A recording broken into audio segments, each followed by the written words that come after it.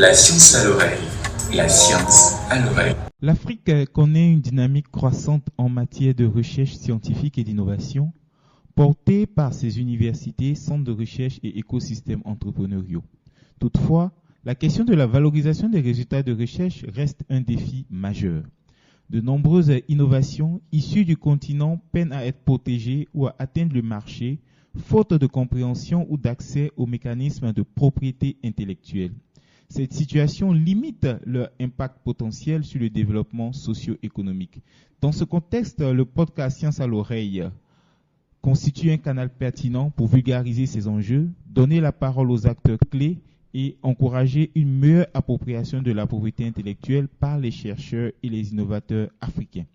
Cet épisode spécial de Science à l'oreille s'inscrit dans une démarche de sensibilisation, de valorisation et de dialogue autour des liens entre recherche, innovation et propriété intellectuelle. Pour en parler dans ce numéro spécial, nous recevons M. Jean-Philippe Zéa, expert en propriété intellectuelle. Monsieur Zéa, pouvez-vous vous présenter s'il vous plaît et nous parler de votre parcours? Bonjour Monsieur Emmanuel Dabo. Effectivement, comme vous l'avez dit, je suis Monsieur Jean-Philippe Zéa, consultant, expert en propriété intellectuelle, innovation, transfert des technologies et également en documentation scientifique. Et je travaille comme consultant pour un programme international en faveur des pays en développement dans le même domaine d'une organisation internationale, l'Organisation mondiale de la propriété intellectuelle. J'interviens également au niveau national ici auprès d'un certain nombre d'institutions, voilà, notamment l'Office citoyen de la propriété intellectuelle, où j'appuie, n'est-ce pas, un certain nombre de projets dans le domaine de l'innovation et du transfert des technologies en faveur des universités, des lycées techniques et professionnels. Et j'accompagne également dans le cadre d'un salon annuel international des inventions d'Abidjan, le salon Abidjan Innova, comme membre du jury, secrétaire du jury d'évaluation des inventions, des innovations des inventeurs ivoiriens. Et dans ce titre-là, j'accompagne par mes conseils, n'est-ce pas, en tant qu'expert, n'est-ce pas, les projets, les innovations qui sont, n'est-ce pas, présentés par ces jurys-là. C'est un salon qui était organisé initialement par la Fédération des inventeurs, mais qui est aujourd'hui organisé par un ancien président, qui est plutôt par une fondation appelée la Fondation Africa Innova, appartenant à un ancien président, n'est-ce pas, de cette fédération. Voilà, donc une fondation privée qui fait énormément, n'est-ce pas, en termes de valorisation des inventions, des innovations d'Abidjan. Et au-delà de ça, j'interviens également comme enseignant vacataire auprès de 2 universités, n'est-ce pas, de Côte d'Ivoire, de l'intérieur du pays, que je ne vais pas citer ici. Voilà, donc voici brièvement présenté, n'est-ce pas, le parcours de mes activités. Au regard de vos activités, on perçoit bien que vous êtes à fond dans ce domaine. Est-ce que votre engagement de ce domaine est motivé par une passion? Qu'est-ce qui vous a emmené à travailler dans le domaine de l'innovation, de la propriété intellectuelle? Effectivement, le domaine de la propriété intellectuelle est un domaine très fascinant. C'est un domaine fascinant parce que la propriété intellectuelle couvre en réalité tous les secteurs d'activité, tous les domaines de la connaissance humaine, on ne le sait pas, mais c'est un domaine qui nous entoure, parce que la propriété intellectuelle nous entoure. Nous sommes présentement en train de faire une interview, n'est-ce pas, dans le cadre de ces échanges-là. Nous utilisons des équipements. Voilà, donc c'est la propriété intellectuelle qui nous permet aujourd'hui de nous faire entendre, n'est-ce pas, par les auditeurs du programme, les sciences à l'oreille, avec les équipements que nous avons autour de nous, en face de nous, etc. Et même ce que nous avons porté, ce qui est sur nous tous, pratiquement tout ce que nous utilisons au quotidien, en fait, est le fruit de la propriété intellectuelle. Donc c'est ce qui m'a vraiment fasciné dans ce domaine-là. Et c'est un domaine également qui regorge de beaucoup d'opportunités. C'est la raison pour laquelle je me suis intéressé à ce domaine. Okay. Alors, au regard de votre parcours, de votre intérêt, de votre passion pour ce secteur, comment est-ce que vous pouvez expliquer de façon simple ce que c'est que la propriété intellectuelle? La propriété intellectuelle est, de façon très simple, l'ensemble, en peut le dire de façon simple comme ça, l'ensemble des œuvres de l'esprit. Voilà, tout ce que l'esprit produit, tout ce qu'une personne peut penser et matérialiser, n'est-ce pas, à partir de son esprit. Et effectivement, tout ce qui nous entoure comme produit, comme technologie, comme invention, innovation autour de nous, tout comme produit artistique, comme musique, etc., provient de l'esprit humain. Voilà, on pourrait dire même pour aller encore plus loin, c'est l'ensemble des œuvres de l'intellect humain, voilà, qui est matérialisé. Et aussi, on ne peut définir la propriété intellectuelle sans ajouter aussi un volet juridique. Le volet juridique est aussi très important. Donc les droits de la propriété intellectuelle sont l'ensemble des droits, n'est-ce pas, que l'on peut avoir si tout ce qui est création, tout ce qui est matérialisation de son idée. Et c'est un domaine qui est très très important et qui est mentionné même, n'est-ce pas, dans l'article 27 de la Déclaration des droits de l'homme, de la Déclaration universelle des droits de l'homme. Et quelle est la situation de la propriété intellectuelle en Afrique? Bien souvent, on observe des plaintes, des réclamations, on m'a volé mon idée, ou bien je n'ai pas perçu mes droits, etc. Quelle est la situation? Et pourquoi est-ce bien souvent il y a ces réclamations ou même cette négligence? Okay. Je pense que dans un premier temps, c'est le manque de connaissance de ce domaine. Voilà. C'est un domaine qui est vraiment très intéressant. Malheureusement, c'est un domaine qui n'est pas encore vraiment ancré dans les mœurs africaines, parce que il n'y a pas eu beaucoup d'initiatives par le passé, n'est-ce pas, dans l'appropriation de ce domaine. Voilà. C'est la raison pour laquelle on fait beaucoup d'erreurs, pratiquement dans tous les secteurs d'activité en ce qui concerne la protection des concepts, des inventions, des innovations, de tout ce qu'on produit, parce qu'on n'a pas appris, n'est-ce pas, à maîtriser ce domaine. Et moi-même qui suis aujourd'hui expert de ce domaine, avant d'entrer dans ce domaine, ce sont les mêmes erreurs aussi que je commettais. Voilà. Mais aujourd'hui, étant dedans, nous nous rendons compte que l'Afrique ignore beaucoup. Voilà. Par contre, il y a beaucoup d'initiatives aussi dans le domaine de la propriété intellectuelle aujourd'hui qui sont en train d'être faites sur le continent africain, par les organisations régionales en matière de propriété intellectuelle, par les institutions, même aussi à l'intérieur des pays en charge de la propriété intellectuelle. Beaucoup d'efforts sont en train d'être faits, de sorte qu'aujourd'hui, beaucoup de choses sont en train d'évoluer, beaucoup de choses sont en train de changer. D'accord, donc on peut dire que le manque de connaissances a engendré une négligence des questions, autour des questions de propriété intellectuelle par les acteurs concernés, et on observe de plus en plus qu'il y a un certain nombre d'institutions, à la fois régionales, continentales, même nationales, qui entreprennent un certain nombre d'initiatives pour que vraiment la question de la propriété intellectuelle soit davantage considérée, si on a bien compris vos propos. Alors, quelqu'un est innovateur, quelqu'un est chercheur ou même un artiste, vu que vous avez parlé aussi de création artistique. À quel moment dans ce parcours, je suppose que s'il est artiste, il a composé sa chanson ou il a enregistré son CD ou sa maquette, à quel moment la question de la propriété intellectuelle vient? Pour celui qui est chercheur scientifique, il a posé sa problématique, ses hypothèses, il est allé sur le terrain, il a certainement collecté des données, il a publié des articles.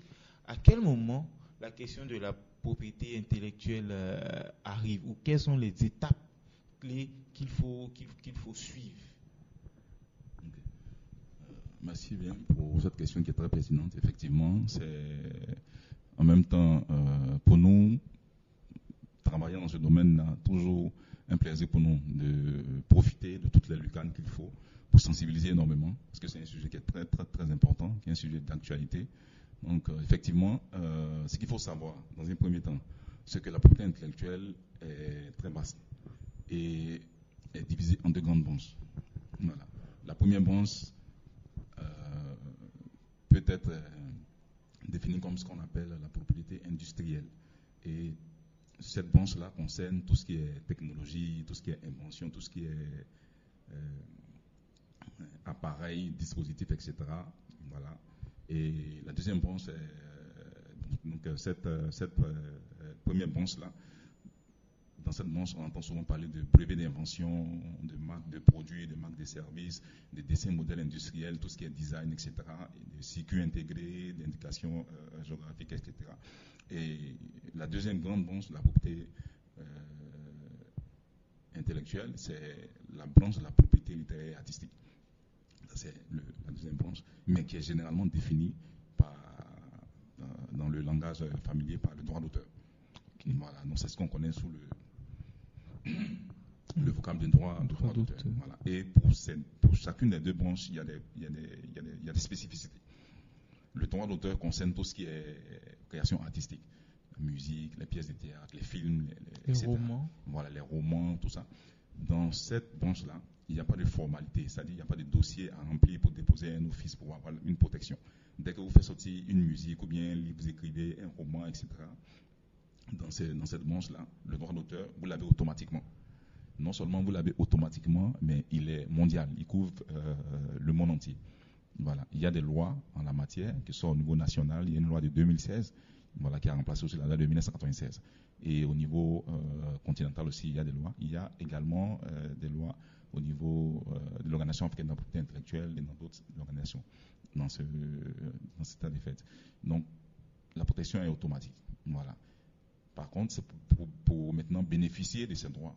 Puisque, je donne un exemple, si un artiste fait sortir un morceau, par exemple, une chanson en Côte d'Ivoire, il n'aura pas le temps de suivre dans le monde entier, malgré que ces droits couvrent le monde entier, il n'aura pas le temps de suivre ces droits-là pour voir qui utilise sa musique, qui peut, voilà, tout ça. Donc, il y a des institutions dans les différents pays qu'on appelle les organismes de gestion collective des droits. Et en Côte d'Ivoire, ici, l'institution qui répond à cette description-là, c'est le BURUDA, que tout le monde connaît. Voilà. Le Bureau ivoirien des droits d'auteur. Voilà, des droits d'auteur. Et donc, normalement, c'est ce genre d'institutions dans tous les pays, qui sont représentés aussi dans tous les pays. C'est auprès de ces institutions-là que les artistes, ceux qui produisent dans ce domaine-là de droits d'auteur, vont s'enregistrer avec les procédures qui sont internes et puis vont bénéficier pour que le BURUDA, par exemple, ici, puisse suivre les droits de ces artistes-là dans le monde entier. Ça, c'est au niveau du droit d'auteur. Il y a beaucoup de détails, mais dans lesquels on ne peut pas entrer maintenant. Voilà, il y a aussi des délais, de temps. Voilà. Mais ce qu'il faut savoir, c'est que c'est automatique dans ce domaine. Maintenant, la première branche, en ce qui concerne la propriété industrielle, dans le domaine des technologies, etc., des marques, des brevets, des mentions. Là, en ce moment-là, il y a des procédures, puisque c'est dans le domaine industriel. Il y a des conditions pour bénéficier de cela. Tout ce qui est inventé doit obéir à un certain nombre de conditions. Et lorsque ces conditions sont réunies, vous avez le titre, mais dans ce cas-là également, le titre, il est territorial. Donc, si vous avez un titre de protection en propriété industrielle, c'est-à-dire un brevet d'invention, par exemple, en Côte d'Ivoire, il est valable dans l'espace OAPI, dans l'espace de l'Organisation africaine de la propriété intellectuelle, parce que la Côte d'Ivoire est membre de l'OAPI, l'Organisation africaine de la propriété intellectuelle. Voilà. Par contre, tous les pays qui sont en dehors de cet espace-là, pour bénéficier d'une protection là-bas, vous devez aller aussi auprès de ces offices-là pour faire un enregistrement, pour suivre aussi les mêmes procédures qui vont aussi examiner et puis vous octroyer. Voilà. Donc il y a des lois, il y a des législations en la matière et tout cela est coordonné au niveau mondial par l'Organisation mondiale de la propriété intellectuelle à travers des conventions internationales, des traités internationaux sur lesquels s'appuient les différentes conventions, les lois des pays et des organisations régionales comme l'OAPI. D'accord. Et dans cette démarche-là, je peux comprendre que soit l'inventeur ou le chercheur, il est seul. Son premier métier, c'est de faire sa recherche, c'est de faire ses inventions, de les promouvoir. Est-ce qu'il peut bénéficier d'un appui ou d'un soutien justement, c'est vrai que vous avez fait cas des institutions qui existent, mais en termes aussi de conseils, d'accompagnement, de soutien, est-ce qu'il peut bénéficier de l'appui d'experts qui sont soit affiliés à ces institutions ou pas? Si tel est le cas, comment est-ce qu'il peut s'y prendre? Effectivement. Il faut dire qu'il y a beaucoup de mécanismes qui sont prévus pour accompagner effectivement. Et ces mécanismes dépendent aussi des États, des pays, des États. Dans les pays industrialisés, il y a des écosystèmes qui sont très bien structurés. Dans les pays que nous connaissons tous, États-Unis, Europe, Chine, etc., ils ont des écosystèmes qui sont très bien structurés. Parce que ce sont des pays à tradition, on pourrait dire, propriété industrielle, propriété intellectuelle. Donc, ils sont dedans il y a longtemps, depuis des siècles. Donc ils sont habitués, ils ont eu le temps de construire leurs écosystèmes, de sorte que tout est outillé aujourd'hui. Quand dans ces pays-là, vous avez des idées, vous avez des inventions, c'est déjà très bien structuré pour que aujourd'hui on ait le niveau de développement qu'ils ont aujourd'hui. Par contre, dans les pays africains, dans les pays en développement, il y a encore beaucoup d'efforts à faire. Voilà, il y a beaucoup d'efforts à faire. Il y a au moins le minimum qui existe, mais la réalité aussi dépend de chaque pays en développement. Voilà. Au niveau de la Côte d'Ivoire, l'Office ivoirien de la propriété intellectuelle, que je ne représente pas ici, voilà, mais dont je connais très bien les activités, voilà, fait beaucoup d'efforts également, avec l'appui de l'Organisation mondiale de la propriété intellectuelle, avec l'appui aussi de partenaires, n'est-ce pas, pour sensibiliser, pour former, n'est-ce pas, dans le cadre d'un certain nombre de projets. Voilà, les universités, les centres de recherche, les entrepreneurs, les chercheurs, à travers plusieurs activités de sensibilisation pour former, renforcer les capacités des acteurs de l'écosystème national de l'innovation. Donc il y a beaucoup d'efforts qui sont faits jusqu'à présent, de sorte que chaque membre de chaque acteur de l'écosystème sache comment s'y prendre le jeu qu'il a ou qu'elle a une invention ou une innovation en principe. Et au besoin, il peut se rapprocher. Voilà, se rapprocher de l'OIP. Et selon vous, quels sont les principaux obstacles à la protection des innovations en Afrique? Les principaux obstacles à la protection des innovations en Afrique, c'est, comme je l'ai dit, normalement, il faut tout un écosystème. Voilà, il y a un écosystème parce qu'il ne suffit pas de protéger. Parce qu'après la protection, il faut valoriser, il faut créer des entreprises, il faut mettre des produits sur le marché. Parce que avoir un titre de protection par la propriété intellectuelle et s'arrêter à ce titre-là, ne pas le valoriser, c'est comme un investissement gratuit. Parce que ce n'est pas gratuit. Voilà. Il y a le système international de la propriété intellectuelle qui est unique, voilà, mais qui est décliné dans les différents États, les différents continents, n'est-ce pas, en termes de législation, etc. Est vraiment unique, mais il y a des coûts, voilà, surtout au niveau de la propriété industrielle, il y a des coûts, et donc il faut valoriser, etc. En ce qui concerne ces différents aspects-là, également, il y a des mesures d'accompagnement, voilà, donc l'OIP, que je cite encore ici, avec les différents efforts qui sont faits, n'est-ce pas, à mandat de l'Organisation africaine de la propriété intellectuelle qu'elle représente ici, pour pouvoir accompagner les inventeurs, les innovateurs qui se rapprochent d'elle, pour pouvoir les aider à développer des titres, à protéger, à déposer le titre en principe.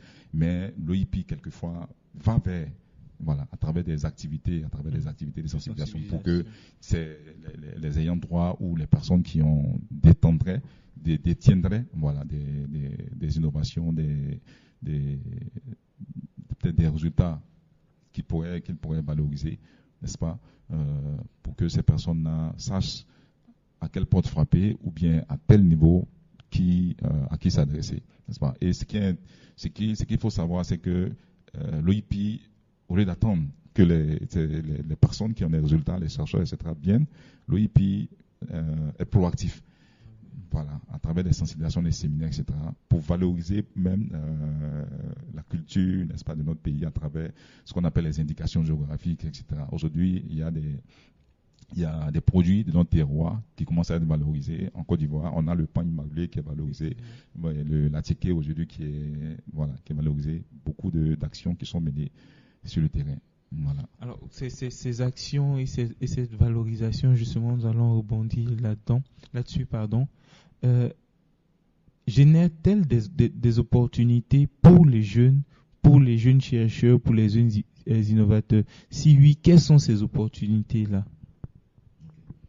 Il faut préciser que il y a des programmes internationaux. Voilà, il y a des programmes internationaux dans le domaine de la propriété intellectuelle qui sont disponibles.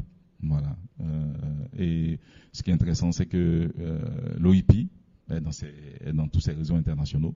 Voilà, des programmes internationaux en faveur des pays en développement. Donc l'OIP reçoit, n'est-ce pas, de ces réseaux-là, des opportunités qu'elle diffuse à l'ensemble des acteurs de l'écosystème au fur et à mesure. Voilà. Et également, si on prend spécifiquement le monde universitaire, normalement, ce sont les services à l'intérieur des universités qui sont en charge de la valorisation, qui sont le point de contact de l'OIP. Voilà. Donc en amont, l'OIP forme souvent et de façon régulière, à travers des projets, à travers des activités, des séminaires, etc., les chargés, les points focaux valorisation des universités, des centres de recherche, pour que, à leur tour, ils puissent être le point de contact entre les chercheurs de ces universités et l'OIP. De sorte que quand il y a quelque chose, n'est-ce pas, les points focaux valorisation sont informés à travers l'OIP et puis eux, à leur tour, ils diffusent. Donc c'est aussi un emploi pour des jeunes, de sorte à faire une sorte d'intermédiation, si je peux dire ainsi, entre la recherche et les institutions en charge de la propriété intellectuelle. Mais également pour le chercheur, pour parler de façon terre à terre, qu'est-ce qu'il gagne? Qu'est-ce qu'il gagne? D'autant plus que, bon, déjà, sa recherche lui permet de monter en grade, etc., de participer à des conférences et tout. Quel est l'intérêt pour lui de s'inscrire dans une démarche de propriété intellectuelle ou même industrielle?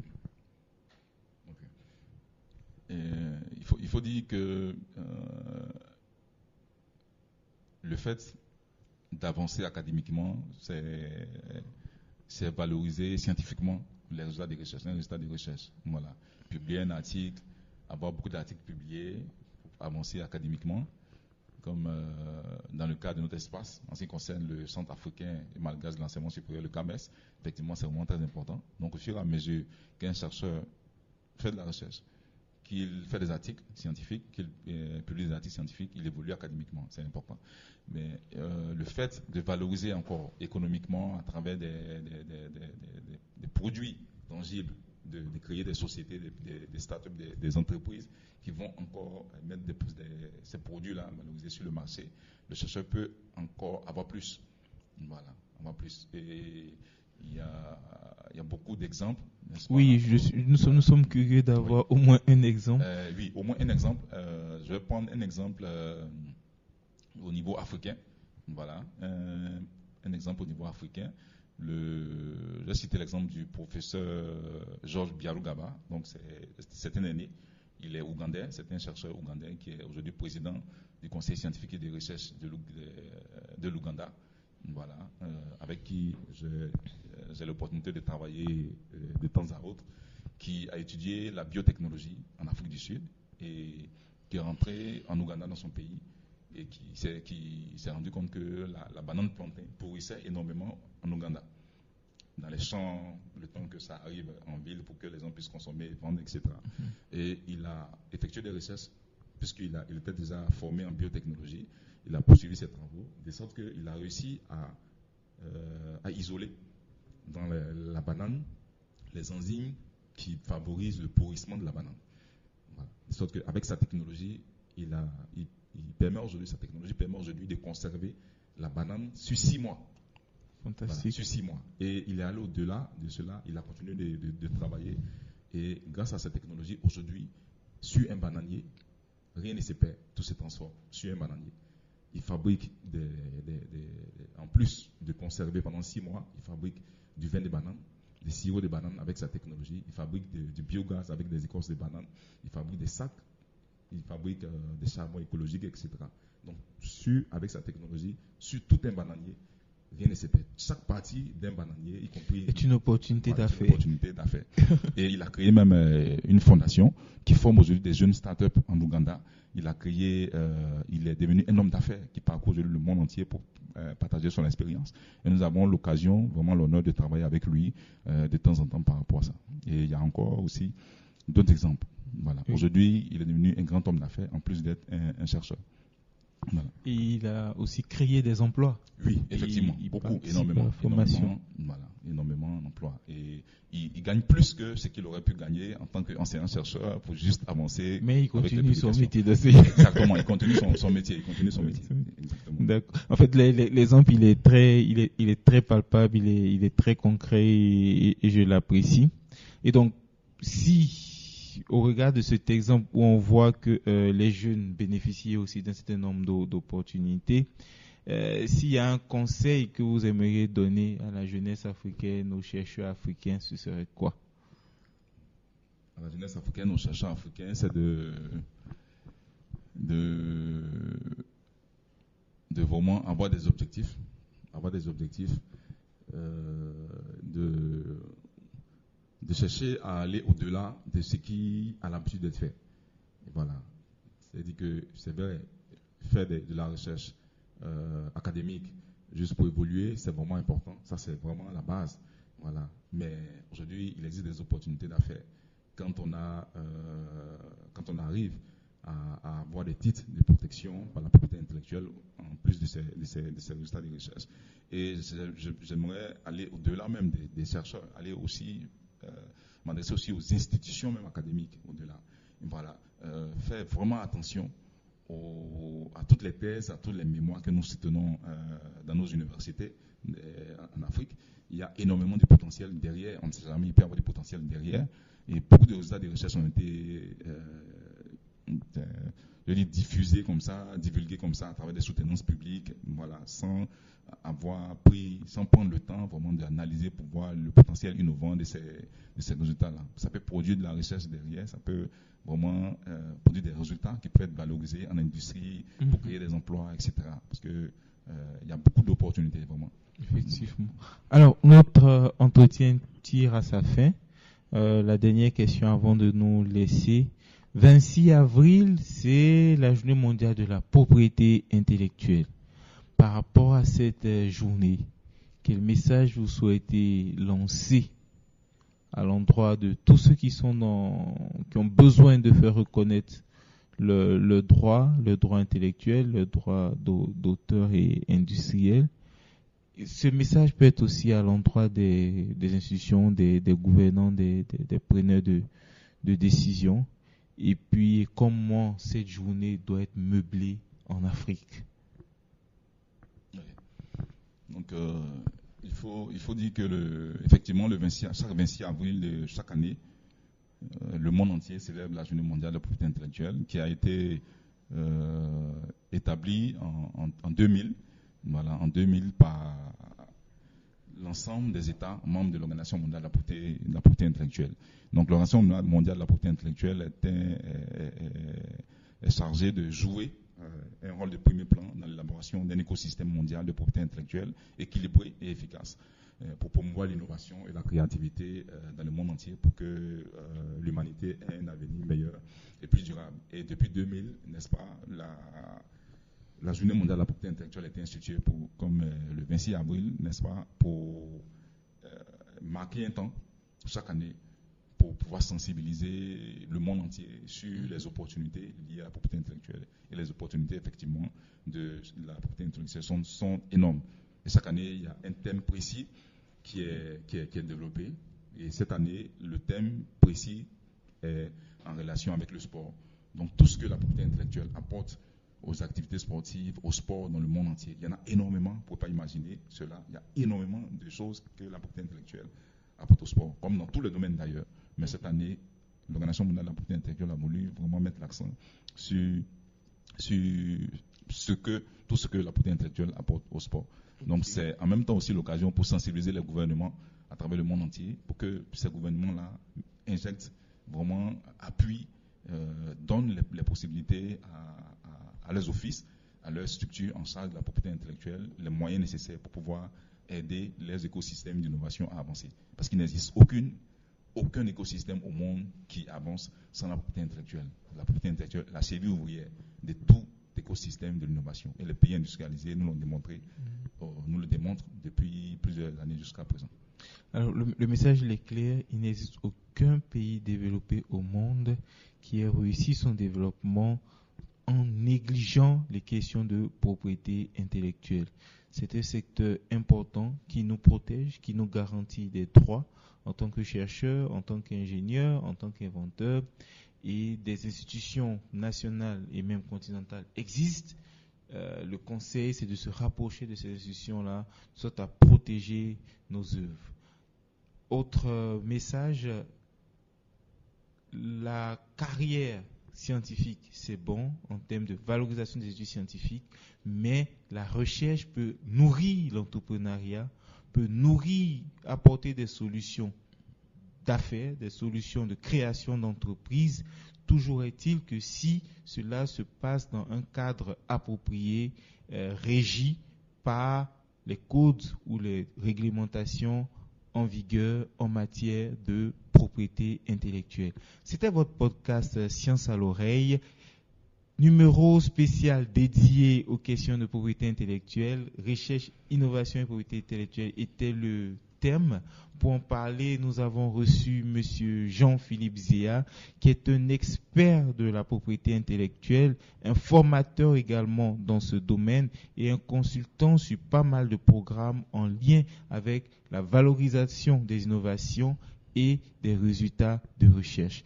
Nous vous remercions à nouveau, M. Zéa. Nous vous remercions aussi, chers internautes, chers auditeurs, de nous avoir suivis. Si vous avez aimé, n'hésitez pas à partager ce numéro de podcast dans vos différents réseaux. Merci et au prochain numéro. Merci bien. La science à l'oreille. La science à l'oreille.